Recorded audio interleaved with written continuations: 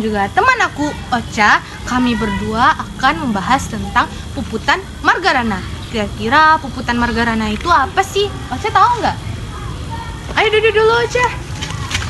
Nah, Ocha lagi baca buku apa nih? Nggak ada sih, cuma baca-baca materi tentang matematika. Oh, tapi Ocha tahu kan apa itu puputan Margarana? Tahu dong. Apa Ocha? Puputan Margarana itu merupakan salah satu konflik bersenjata terbesar yang terjadi di Bali pada masa Revolusi Nasional. Pasukan Belanda mulai mendarat di Bali pada tanggal 2 Maret 1946 untuk melucuti senjata Jepang. Namun, kehadiran pasukan Belanda justru membuat rakyat di Bali menjadi tidak aman. Pasukan Belanda mengadu domba rakyat di Bali, sehingga sebagian rakyat di Bali melakukan penyerangan balik kepada pasukan pendukung kemerdekaan. Namun nih, dalam situasi demikian, I Gusti Ngurah Rai berusaha melakukan perlawanan kepada Belanda. Terima kasih ya Ocha. Nah, aku mau menambah nih sedikit tentang puputan Margarana. Pada 19 November 1946, pasukan yang dipimpin oleh I Gusti Ngurah Rai berhasil merebut senjata prajurit Ica di Tabanan. Pihak Belanda pun melakukan penyerangan balik dan juga mengepung desa Marga. Pada pertempuran tersebut, pasukan yang dipimpin oleh I Gusti Ngurah Rai beserta prajuritnya gugur dalam pertempuran tersebut. Perang hingga mati seperti tradisi Bali disebut dengan puputan. Nah, begitu nih teman-teman tentang penjelasan puputan Margarana. Sekarang saya mau lanjut nih ke pertempuran Makassar.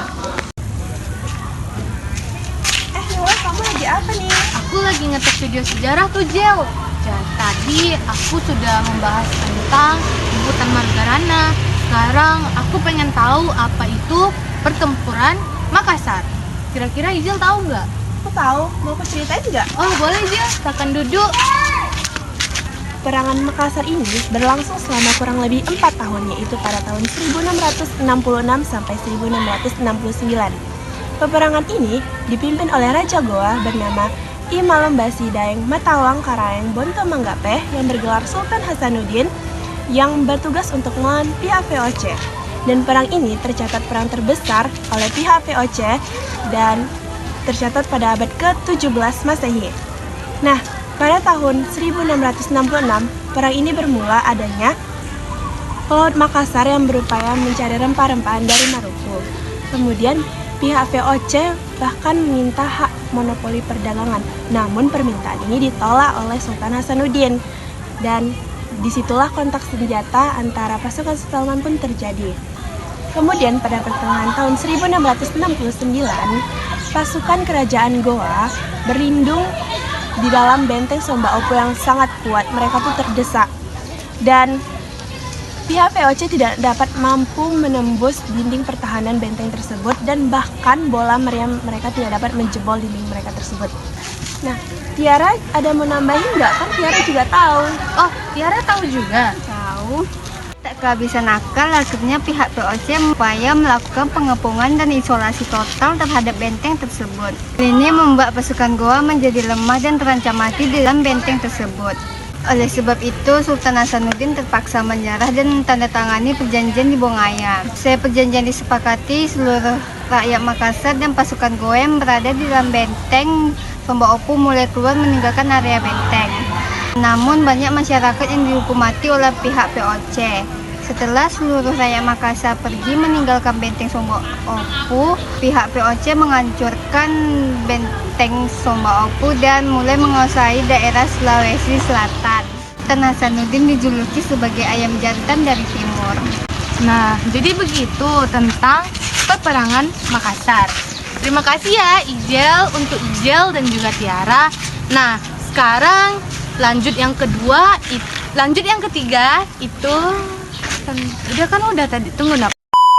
Lanjut ke agresi militer Belanda 1 dan 2. Nah, karena pertempuran Makassar sebelumnya sudah dibahas, sekarang mari kita masuk ke agresi militer Belanda pertama. Kira-kira siapa yang bakal menjelasin ya? Wah, di sana ada orang. Ayo. Kalian tahu nggak sih apa itu agresi Belanda pertama? Pasti dong. Jadi Van Mook datang menyampaikan pidato kepada Ratu Wilhelmina yang menyebutkan Indonesia dengan Belanda membentuk sebuah persemakmuran, dengan kata lain Indonesia di bawah naungan kerajaan Belanda.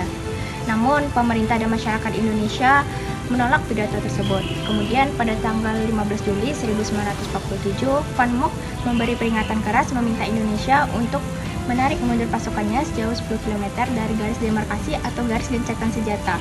Tapi ultimatum tersebut ditolak secara mentah-mentah. Kemudian 5 hari kemudiannya, pada tanggal 21 Juli, Van Mook melalui siaran radio menyatakan bahwa Belanda sudah tidak lagi terikat pada hasil perjanjian Linggarjati tersebut. Nah, terus perundingan Linggarjati itulah salah satunya pengakuan Belanda secara de facto pada negara Republik Indonesia. Nah, setelah pengumuman itu, kurang dari 24 jam, agresi militer Belanda I dimulai. Agresi militer Belanda I itu memiliki tujuan untuk menguasai sumber daya Indonesia yang berada di Jawa dan Sumatera. Belanda ini bergerak ke Jawa Barat, Jawa Timur, dan Jawa Tengah. Mereka hendak menguasai sumber dayanya tuh seperti perkebunan, pabrik, dan pelabuhan. Sementara di Sumatera, Belanda bertujuan untuk menguasai perkebunan dan pertambangan, khususnya minyak dan batu bara. Kekayaan alam ini akan menjadi modal ekonomi kerajaan Belanda. Namun, Belanda melancarkan serangan yang menyebabkan banyak orang meninggal dunia. Pemerintah Indonesia pun melaporkan agresi militer ke Perserikatan Bangsa-Bangsa atau PBB. PBB lantas mengeluarkan resolusi pada 1 Agustus 1947. Nah, Dewan Keamanan PBB ini terus mendesak Belanda untuk menghentikan agresi militer. Belanda pun menerima resolusi itu pada 5 Agustus 1947.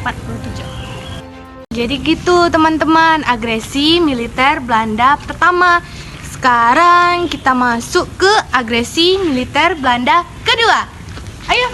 Nah, aku udah dapat nih 2 narasumber yang akan aku wawancarai tentang agresi Belanda II. Jadi, pada awal agresi militer Belanda II itu kejadiannya, Belanda tuh mulai mendarat di pangkalan udara Maguwo pada tanggal 19 Desember 1948. Pada saat kejadian itu juga, Belanda ingin melumpuhkan pangkalan udara Maguwo dan mudah menguasai Yogyakarta.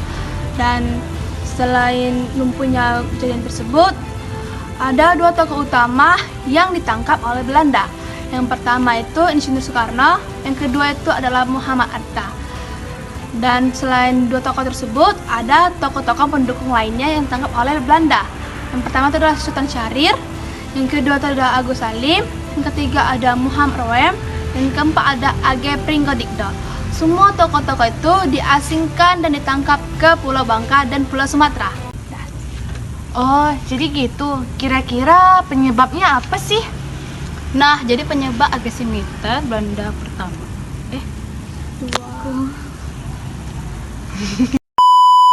Agresi militer kedua adalah pelaksanaan hasil perundingan yang mengalami pemecatan. Untuk menyelesaikan agresi militer pertama yang dilancarkan pada 1947, Belanda dan Indonesia diketemukan dalam perjanjian Renville. Perjanjian Renville ditandatangani pada 17/1948. Setelah Belanda dan Indonesia berhasil berunding di atas geladak kapal perang USS milik Amerika Serikat sebagai tempat netral. Nah, jadi begitu teman-teman tentang penyebab agresi Belanda kedua. Terima kasih ya. Iya. Nah, begitu tentang yang sudah kita bahas, itu tentang pertempuran Belanda. Sekian tentang penjelasan hari ini tentang Puputan Margarana, peperangan Makassar, dan juga agresi militer Belanda 1 dan 2. See you next time.